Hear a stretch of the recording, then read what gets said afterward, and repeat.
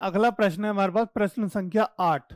बहुत अच्छा, बहुत इंपॉर्टेंट क्वेश्चन है ये, क्योंकि लगातार 2 साल से ये प्रश्न आ रहा है आपके एग्जाम में। ठीक है, तो देखो कैसे करेंगे इस प्रश्न को। प्रश्न पहले पढ़िए, उसके थ्रू आप उसके द्वारा एक चित्र बनाइए, मतलब अपना एक जो भी ट्रायंगल बनते हैं उन ट्रायंगल्स को बनाइए, और फिर समझेंगे इसको करना क्या है और इसमें निकालना क्या है।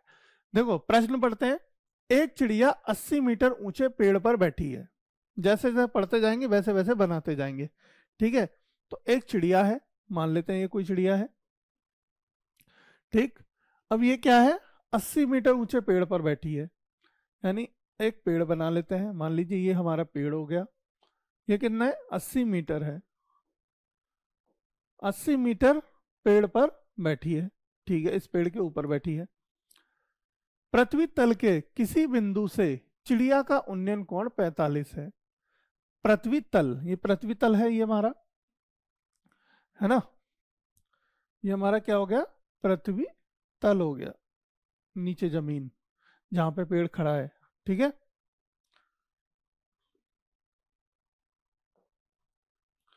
तो किसी बिंदु से यहाँ पे एक मान लेते हैं कोई पॉइंट, इस पॉइंट से उसका जो उन्नयन कोण है वो हमारा 45 डिग्री है।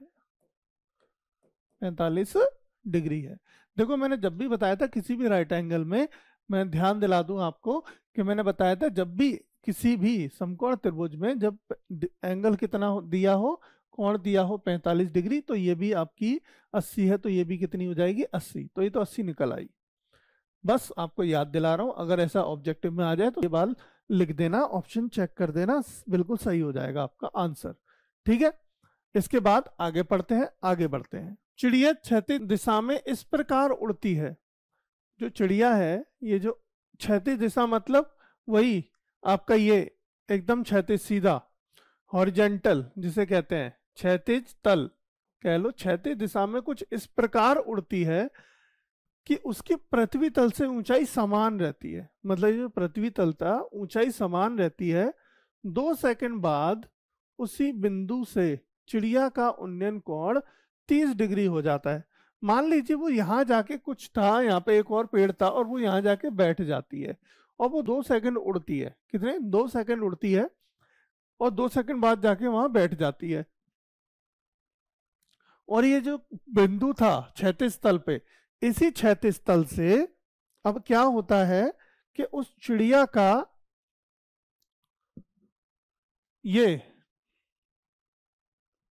इस क्षैतिज तल से इस चिड़िया का जो उन्नयन कोण है वो 30 डिग्री हो जाता है। कितना हो जाता है, 30 डिग्री हो जाता है। ऐसा ऐसा प्रश्न में कहा गया है अभी तक। चिड़िया के उड़ने की चाल ज्ञात कीजिए। अब बता रहा है वो कि यहां चिड़िया पहुंच गई है। ठीक है, अब इस चिड़िया के उड़ने की चाल बताइए कि क्या चाल है इसकी, कितनी स्पीड है। तो देखो स्पीड को तो हम बाद में देखेंगे, पहले हम प्रश्न हल करेंगे। अब ये मत वो सोचना कि सर ये यहाँ पे स्पीड क्यों पूछने लगा, हमें स्पीड कैसे वगैरह ज्ञात करेंगे। तो स्पीड का फॉर्मूला हम बाद में देखेंगे, पहले हमें दूरी ज्ञात करनी है। देखो ये दूरी हम मान लेते हैं x और ये दूरी मान लेते हैं y। ठीक है, नामकरण कुछ कर लेते हैं, a b c d और e।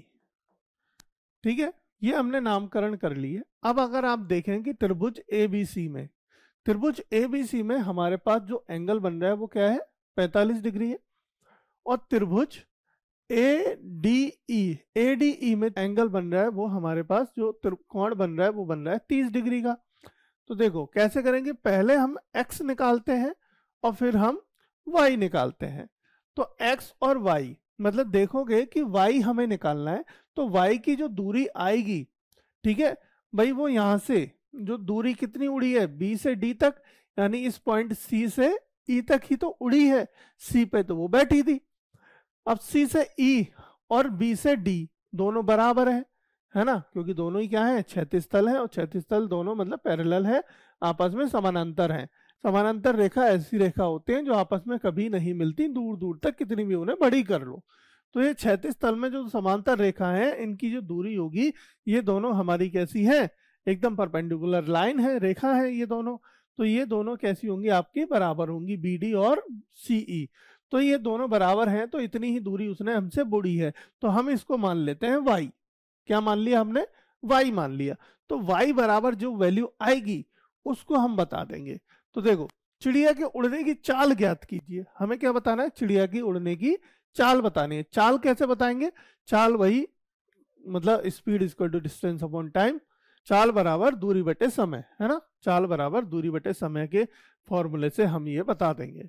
तो देखो, इसका हम सॉल्यूशन हल करते हैं। कैसे करेंगे इस प्रश्न को, सबसे पहले त्रिभुज ABC में tan थीटा बराबर होगा हमारा BC अपॉन AB। और tan थीटा का मान कितना है हमारा 45 डिग्री, बराबर BC का मान कितना है 80। नीचे क्या माना हमने x, 45 का मान 1 बराबर 80 बटे x। तो x इधर चला जाएगा तो x बराबर आ गया 80। तो x का मान तो निकल के आया बेटा आपका कितना, 80। अब देखो, अब त्रिभुज की बात करते हैं। नेक्स्ट त्रिभुज ADE में, त्रिभुज ADE में हमारा tan थीटा बराबर होगा DE अपॉन AD। अब देखो DE हमारा क्या होगा, दिए दोनों बराबर हैं आपस में। उसने ये बात हमसे कही है प्रश्न में कि चिड़िया कुछ इस प्रकार उड़ रही है कि आपकी पृथ्वी के तल से उसकी जो ऊंचाई है वो समान है, बराबर है ना। ऐसा उसने कहा था हमसे। ये कह रहा है देखो, उसकी पृथ्वी तल से ऊंचाई समान रहती है जब वो उड़ रही है। तो ये समान है, मतलब कि ये भी कितनी हो गई हमारी, 80 मीटर हो गई। ठीक, तो देखो tan थीटा, यहाँ पे थीटा का एंगल बदल गया, यहाँ थीटा का एंगल कितना हो गया 30 डिग्री। तो tan 30 बराबर DE अपॉन AD। DE की मान कितना है 80 बटे AD का मान कितना है, AD देखो बेटा x प्लस वाई है, x प्लस वाई पूरा, x और y, हम y निकालेंगे यहाँ पे। देखो ये कितना हो गया 1 अपॉन √3 बराबर 80 अपॉन x का मान कितना है 80 है, प्लस y, है ना, यही दे रखा है। चलो आगे सॉल्व करते हैं। तो देखो क्रॉस मल्टीप्लाई कर दो, 80 प्लस y बराबर हो गया 80 √3। ठीक, इसको उधर ले जाओ, y बराबर 80 √3 माइनस 80। 80 को बाहर निकाल लो, अंदर बचा √3 माइनस 1।